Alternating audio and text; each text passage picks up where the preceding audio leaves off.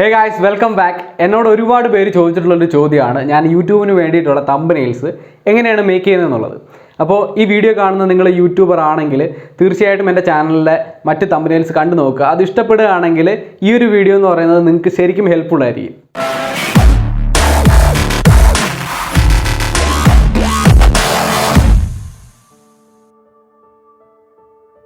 ഈ ഒരു വീഡിയോയിൽ ഞാൻ എൻ്റെ ചാനലിന് വേണ്ടിയിട്ടുള്ള തംബ്നെയിൽസ് എങ്ങനെയാണ് മേക്ക് ചെയ്യുന്നത് എന്നുള്ളത് കംപ്ലീറ്റ് ആയിട്ട് എക്സ്പ്ലെയിൻ ചെയ്യുന്നതായിരിക്കും. ഗൈസ്, ആദ്യം തന്നെ തംബ്നെയിൽസ് എന്ന് പറയുന്നത് വളരെ ഇമ്പോർട്ടൻ്റ് ആയിട്ടുള്ള ഫാക്ടറാണ്. ഞാൻ നിങ്ങളോട് പറഞ്ഞു തരേണ്ട കാര്യമില്ല. ഒരു വീഡിയോയിൽ കണ്ടന്റിനേക്കാളും വളരെ ഇമ്പോർട്ടൻ്റ് ആയിട്ടുള്ള ഫാക്ടറാണ് തംബ്നെയിൽസ് എന്ന് പറയുന്നത്. നിങ്ങൾ യൂട്യൂബിൽ മറ്റ് വീഡിയോസും കാണുന്നവരാണ്. അപ്പോൾ ഒരു വീഡിയോ നിങ്ങൾ ക്ലിക്ക് ചെയ്ത് കയറണമെങ്കിൽ ആ വീഡിയോയുടെ തംബ്നെയിൽ അനുസരിച്ചാണ് നിങ്ങൾ ആ വീഡിയോ ക്ലിക്ക് ചെയ്ത് കയറുന്നത്. ഒരുപാട് യൂട്യൂബേഴ്സ് ഉണ്ട്, വളരെ നല്ല കണ്ടന്റ് അവരുടെ ചാനലിൽ ഇടുന്നുണ്ട്, പക്ഷേ തംബ്നെയിൽസ് എന്ന് പറയുന്നത് വളരെ മോശമാണ്. ഒരിക്കലും അവരുടെ വീഡിയോസ് ക്ലിക്കായി പോകുന്നില്ല. അപൂർവം ചില യൂട്യൂബേഴ്സിൻ്റെ വീഡിയോസ് ക്ലിക്കായി പോകുന്നുണ്ടായിരിക്കും. ഒന്ന് രണ്ട് വീഡിയോസ് നല്ല റീച്ച് കിട്ടിക്കഴിഞ്ഞാൽ ഓട്ടോമാറ്റിക്കായിട്ട് അവർക്ക് സബ്സ്ക്രൈബേഴ്സും എല്ലാം ഗെയിൻ ചെയ്തുകൊണ്ടിരിക്കും. പക്ഷേ നല്ല തംബ്നെയിൽസ് നമുക്ക് ഇടാൻ പറ്റുന്നുണ്ടെങ്കിൽ എന്തിനു പിന്നെ നമ്മൾ റിസ്ക് എടുക്കണം? യൂട്യൂബിൽ നല്ല തംബ്നെയിൽസ് ഇടുക എന്ന് പറയുന്നത് വളരെ സിമ്പിൾ ആയിട്ടുള്ള പരിപാടിയാണ്. അപ്പോൾ തീർച്ചയായിട്ടും വീഡിയോസ് അപ്ലോഡ് ചെയ്യുമ്പോൾ അതിൻ്റെ കൂടെ നല്ല തംബ്നെയിൽ ഉണ്ടെന്ന് കൂടി നമ്മൾ മേക്ക് ഷുവർ ചെയ്യുക. കാര്യം എന്ന് പറയുന്നത് കണ്ടന്റ് എങ്ങനെ ഉണ്ടെന്ന് ഒരാൾ അറിയണമെങ്കിൽ, ഒരു വ്യൂവർ അറിയണമെങ്കിൽ തീർച്ചയായിട്ടും ആ വീഡിയോ ക്ലിക്ക് ചെയ്ത് കയറിയിരിക്കണം. ക്ലിക്ക് ചെയ്ത് കയറണമെങ്കിൽ തംബ്നെയിൽ തന്നെ നന്നായിരിക്കണം. എന്ന് കരുതി സ്പാം തംബ്നെയിൽസ് ഇടാം എന്ന് കരുതരുത്. ഇപ്പോൾ സ്പാം തംബ്നെയിൽസ് ഒക്കെ പെട്ടെന്ന് യൂട്യൂബ് റെക്കഗ്നൈസ് ചെയ്യും. യൂട്യൂബിന് അൽഗോരിതം അത് നിങ്ങളുടെ ചാനലിലെ മോണിറ്റൈസേഷൻ ഫീച്ചേഴ്സിനെയൊക്കെ ഒരുപാട് അഫക്റ്റ് ചെയ്യും. കഴിവതും നല്ല ക്രിയേറ്റീവ് ആയിട്ടുള്ള നല്ല രീതിയിൽ എഡിറ്റ് ചെയ്ത തംബ്നെയിൽസ് അപ്ലോഡ് ചെയ്യുക. രണ്ടാമത്തെ കാര്യം എന്ന് പറയുന്നത്, യൂട്യൂബേഴ്സിൽ ഒരു 100 പേര് എടുത്തു കഴിഞ്ഞാൽ അതിൽ 80 പേരും ഫോണിൽ തന്നെയാണ് വീഡിയോസ് ഷൂട്ട് ചെയ്യുന്നതും തംബ്നെയിൽസ് മേക്ക് ചെയ്യുന്നത്. ഞാനും എൻ്റെ ഫോണിൽ തന്നെയാണ് വീഡിയോസ് ഷൂട്ട് ചെയ്യുന്നതും തംബ്നെയിൽസ് മേക്ക് ചെയ്യുന്നതും. അപ്പോൾ ഫോണിൽ തംബ്നെയിൽസ് മേക്ക് ചെയ്യുന്ന യൂട്യൂബേഴ്സിൻ്റെ ഏറ്റവും വലിയൊരു കോമഡി പാർട്ട് എന്ന് പറയുന്നത്, അവർ തംബ്നെയിൽസ് മേക്ക് ചെയ്യാനായിട്ട് ഏകദേശം 3, 4, 5 ആപ്ലിക്കേഷൻസ് ആണ് യൂസ് ചെയ്യുന്നത്.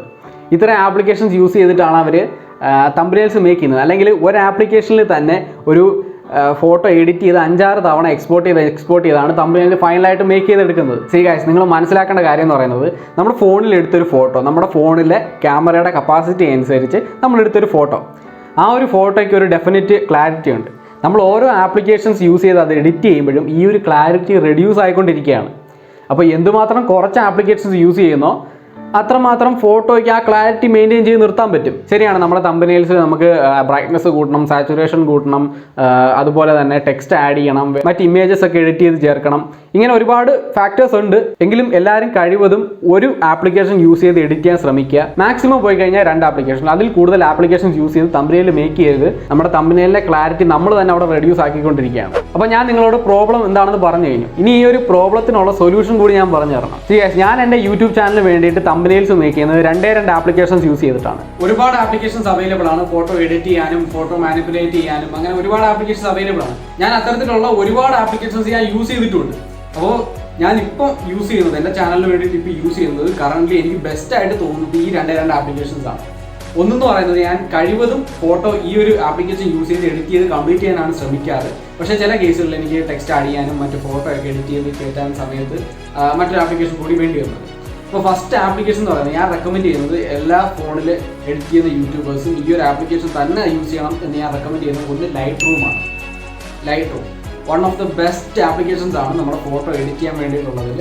നമ്മുടെ ഫോട്ടോയുടെ ബ്രൈറ്റ്നസ് കൂട്ടാനാണെങ്കിലും അതുപോലെ തന്നെ സാച്ചുറേഷൻ കൂട്ടാനാണെങ്കിലും അങ്ങനെ കളർ കറക്ഷൻ ചെയ്യാൻ വേണ്ടിയിട്ടുള്ള ഒരു ബെസ്റ്റ് ആപ്ലിക്കേഷനാണ് ലൈറ്റ് റൂം എന്ന് പറയുന്നത്. അതിലും ബെസ്റ്റ് ആയിട്ടുള്ള ആപ്ലിക്കേഷൻ ഒന്നും ഞാൻ ഇതുവരെ പ്ലേ സ്റ്റോറിൽ ഞാൻ കണ്ടിട്ടില്ല. ഈ ഒരു ലൈറ്റ് റൂം എന്ന് പറയുന്ന ആപ്ലിക്കേഷൻ്റെ ഏറ്റവും വലിയ അഡ്വാൻറ്റേജ് ആയിട്ട് എനിക്ക് തോന്നിയത് വളരെ യൂസർ ഫ്രണ്ട്ലി ആണ്. പക്ഷേ എക്സ്പേർട്ട് ആവണമെങ്കിൽ കുറച്ചധികം സമയം എടുക്കും.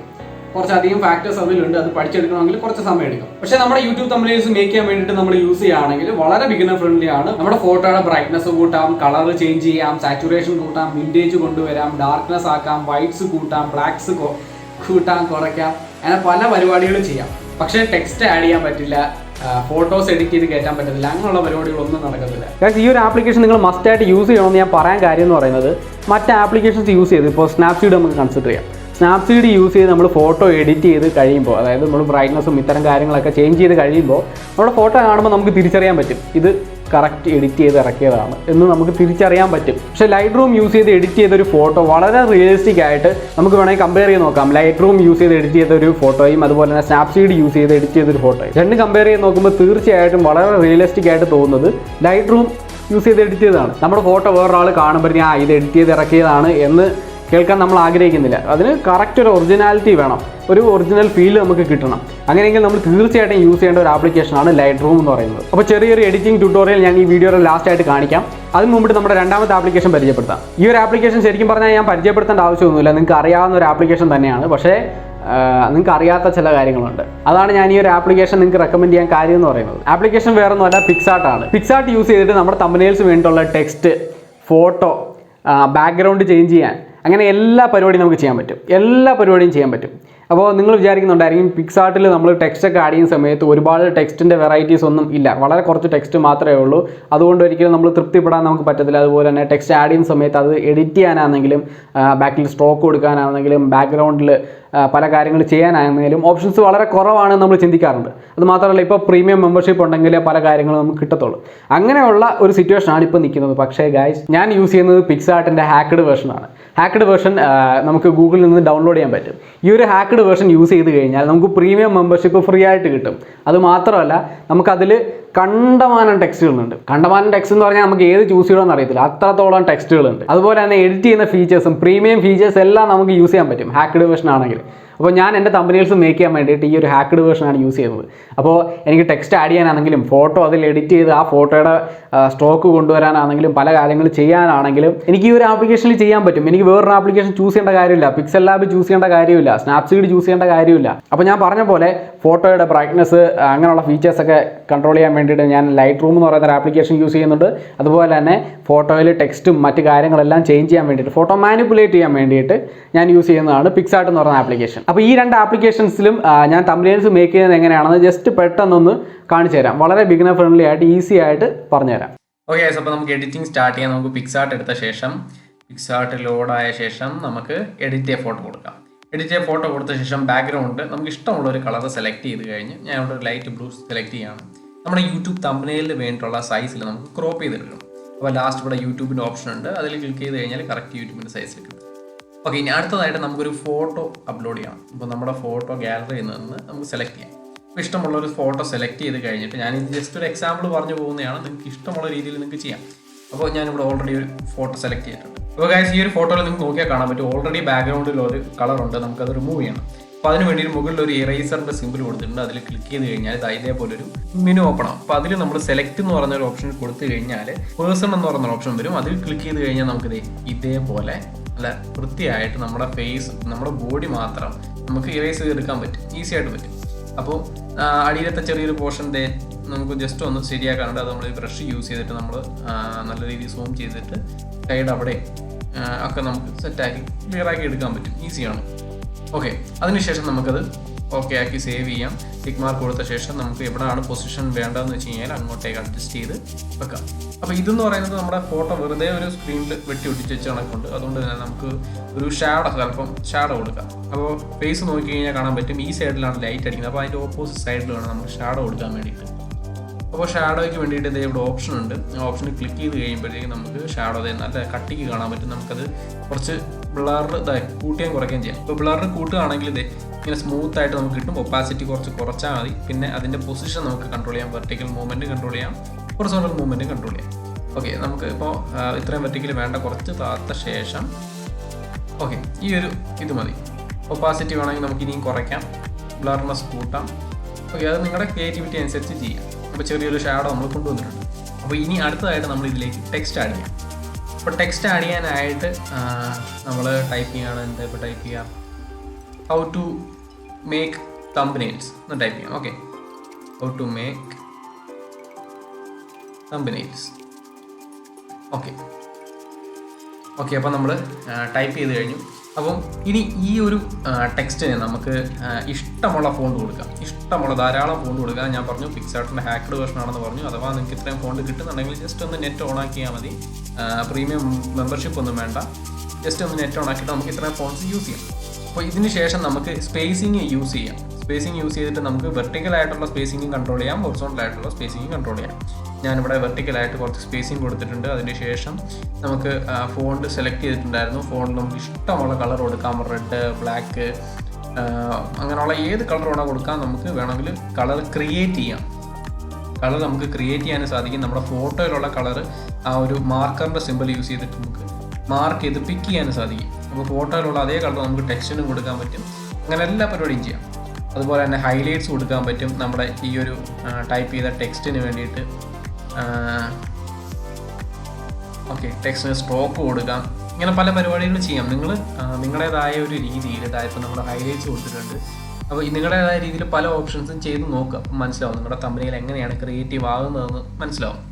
ഓക്കെ, എൻ്റെ ഒരു പേഴ്സണൽ ഒപ്പീനിയനിൽ കുറച്ച് പ്രൊഫഷണലായിട്ട് തമ്പനെയിൽസ് നിൽക്കണമെങ്കിൽ നമ്മൾ അത്തരം ബാക്ക്ഗ്രൗണ്ട്സുകളൊന്നും കൊടുക്കാതെ കുറച്ച് ചെറിയൊരു ഷാഡോ മാത്രം കൊടുത്ത് ഈ ഒരു ഫോട്ടോയിൽ നമ്മൾ കംപ്ലീറ്റ് ചെയ്യാൻ പോകണം.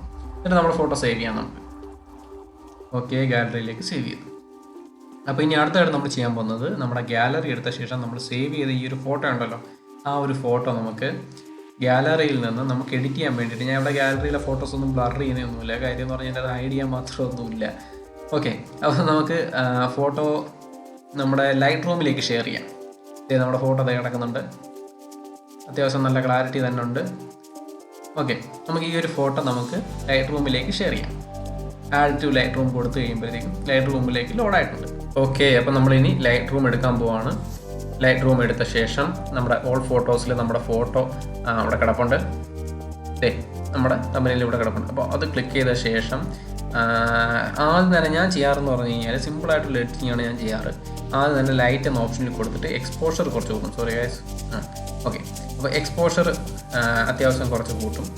എക്സ്പോഷർ കൂട്ടി കഴിയുമ്പോൾ തന്നെ നമ്മൾ ആ ഫേസിലേക്കുള്ള ലൈറ്റും അതുപോലെ തന്നെ തമ്പനെയിൽസിലേക്ക് ടെക്സ്റ്റിലേക്കുള്ള ആ ഒരു ലൈറ്റും കാര്യങ്ങളെല്ലാം സെറ്റാവും. പിന്നെ അതിനുശേഷം നമ്മൾ ഹൈലൈറ്റ്സ് ഞാൻ വലുതായിട്ട് കൊടുക്കാറില്ല. ഹൈലൈറ്റ്സ് വളരെ ചെറിയ എമൗണ്ട് മാത്രമേ കൊടുക്കാറുള്ളൂ. കോൺട്രാസ്റ്റും ചെറിയൊരു എമൗണ്ട് മാത്രമേ ഞാൻ കൊടുക്കാറുള്ളൂ. ഷാഡോസ് ഞാൻ കുറച്ച് കൊടുക്കുന്നുണ്ട് ഇവിടെ ഈ ഒരു ഫോട്ടോയിൽ. ഷാഡോസ് അത്യാവശ്യം കൊടുക്കാം. അത് കഴിഞ്ഞ് വൈറ്റ്സ് ഒരു ചേഞ്ച് നമ്മൾ വരുത്തുന്നില്ല. നെക്സ്റ്റ് ബ്ലാക്സിലേക്ക് പോകുകയാണെങ്കിൽ ബ്ലാക്സ് നമ്മൾ ചെറുതായിട്ട് കൊടുക്കുന്നുണ്ട്. ഒരു ഫോട്ടോയ്ക്ക് ഒരു റിയലിസ്റ്റിക് ഫീൽ കിട്ടും ബ്ലാക്സ് കൊടുത്തു കഴിഞ്ഞിട്ട്. ഓക്കെ, ബ്ലാക്സ് അതെ കുറച്ച് കൊടുക്കുകയാണെങ്കിൽ ബ്ലാക്സ് കുറച്ച് കൊടുക്കണം. കൂട്ടി കൊടുത്തു കഴിഞ്ഞാൽ ഒരുമാതിരി ഭയങ്കര വെളിച്ചമായി പോകും. ഓക്കെ, നെക്സ്റ്റ് നമ്മൾ പോകുന്നത് സാച്ചുറേഷൻ കൂട്ടാൻ പോവുകയാണ്. സാച്ചുറേഷൻ സ്വല്പം സാച്ചുറേഷൻ നമുക്ക് കൊടുക്കാം. ഫേസിൽ വൃത്തികേടാവാത്ത രീതിയിൽ സാച്ചുറേഷൻ നമുക്ക് കൊടുക്കാം. അപ്പോൾ തോനെ സാച്ചുറേഷൻ ആയി കഴിഞ്ഞാൽ ഭയങ്കര വൃത്തികേടാണ് കേട്ടോ.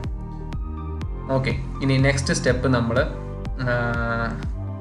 ടെക്സ്ചർ കുറച്ച് കൊടുക്കാൻ പോകുന്നത്. ടെക്സ്ചർ ഒരുപാട് കൊടുക്കരുത്, വളരെ കുറച്ച് എന്ന് വെച്ച് കഴിഞ്ഞാൽ അത്യാവശ്യം ഒരു 14 വാല്യൂ വരുന്ന. ഇനി ക്ലാരിറ്റിയും തോനെ കൊടുക്കുന്നത് ഭയങ്കര വൃത്തികേടാണ്. ഒരു 12 വരുന്ന രീതിയിൽ കൊടുക്കുക. ഇതിപ്പോൾ ഓരോ ഫോട്ടോയ്ക്കും ഓരോന്നാണ് കേട്ടോ. ഈ ഫോട്ടോ പോലൊന്നുമല്ല എല്ലാ ഫോട്ടോയും വരുന്നത്. അതുപോലെ തന്നെ വിൻറ്റേജ് ഞാൻ കൊടുക്കാറില്ല. എനിക്ക് ഫോട്ടോയ്ക്ക് എപ്പോഴെങ്കിലും ഒരു ക്ലാസി ലുക്ക് വരണമെങ്കിൽ മാത്രമാണ് ഞാൻ വിൻറ്റേജ് യൂസ് ചെയ്യാറ്. ഈ ഒരു ഫോട്ടോയ്ക്ക് വിൻറ്റേജിൻ്റെ ആവശ്യമില്ല. വളരെ വൃത്തികേടാവും. നെക്സ്റ്റ് എന്ന് പറയുന്നത് നമ്മൾ ഡീറ്റെയിലിങ്ങിലേക്ക് പോവാണ്. ഡീറ്റെയിലിങ്ങിൽ നമുക്ക് ഷാർപ്നെസ് കൊടുക്കണം. അപ്പോൾ ഡീറ്റെയിലിങ്ങിലേക്ക് പോകാം. ഓക്കെ, ഷാർപ്നെസ് അത്യാവശ്യം ഒരു വാല്യൂ കൊടുക്കാം നമുക്ക്. ഒരു സീനില്ല 1024 ഒക്കെ കൊടുത്തു കഴിഞ്ഞാലും ഫോട്ടോയ്ക്ക് വൃത്തികേടാവാത്ത രീതിയിൽ നമുക്ക് ഷാർപ്നെസ് കൊടുക്കാം. ഗൈസ്, ഇപ്പോൾ എക്സ്പോഷർ ലാസ്റ്റ് ഞാൻ വേണമെങ്കിൽ സ്വല്പം കൊടുക്കാറുണ്ട്. അപ്പോൾ നമുക്കിനി എക്സ്പോർട്ട് ചെയ്യാം ഫോട്ടോ. ഞാൻ ലാസ്റ്റ് ഫോട്ടോ കാണിച്ചു തരാം. ഗാലറിയിൽ ചെന്നിട്ട് ഫോട്ടോ കമ്പയർ ചെയ്ത് കാണിച്ചു തരാം. ഓക്കെ, നമ്മളത് സേവ് ചെയ്തിട്ടുണ്ട്. ഇനി നേരെ ഗാലറിയിലേക്ക് പോകാം. നമ്മൾ സ്റ്റാർട്ടിങ് ചെയ്തതാണ് ഈ ഒരു ഫോട്ടോയിലാണ് നമ്മൾ സ്റ്റാർട്ട് ചെയ്തത്, എഡിറ്റിംഗ് സ്റ്റാർട്ട് ചെയ്തത്. അതിനുശേഷം നമ്മൾ പിക്സാർട്ടിൽ എഡിറ്റ് ചെയ്ത് കഴിഞ്ഞപ്പോഴേ ഇങ്ങനെ ഉണ്ടായിരുന്നു. അത് കഴിഞ്ഞ് നമ്മുടെ ലൈറ്റ് റൂമിൽ എഡിറ്റ് ചെയ്ത് കഴിഞ്ഞപ്പോഴത്തേക്കും ഇതാണ് നമ്മുടെ ഫൈനൽ റിസൾട്ട് എന്ന് പറയുന്നത്. ആ ഷാഡോ ഒക്കെ ബാക്ക്ഗ്രൗണ്ടിൽ എന്തുമാത്രം എറിച്ച് നിൽക്കുന്നത് കണ്ടില്ലേ? ഫോട്ടോ നല്ല ക്ലാരിറ്റി ഉണ്ട്. ലൈറ്റ് റൂമിൽ എഡിറ്റ് ചെയ്ത് കഴിഞ്ഞപ്പോഴത്തേക്കും ടെക്സ്റ്റിനും അതേ ക്ലാരിറ്റി ഒക്കെ വരുന്നുണ്ട്. ഓക്കെ ഗൈസ്, അപ്പോൾ ഈ ഒരു വീഡിയോ നിങ്ങൾക്ക് ഹെൽപ്ഫുൾ ആയിട്ടുണ്ടെങ്കിൽ തീർച്ചയായിട്ടും അത് കമൻറ്റ് ചെയ്ത് അറിയിക്കുക. വീഡിയോ അവസാനം വരെ കണ്ടവർക്കായിട്ട് ഒരുപാട് നന്ദിയുണ്ട്. ഓക്കെ ഗൈസ്, അപ്പോൾ കീപ് സപ്പോർട്ടിങ്. പുതിയൊരു വീഡിയോ നമുക്ക് വീണ്ടും കാണാം. Until then take care and by.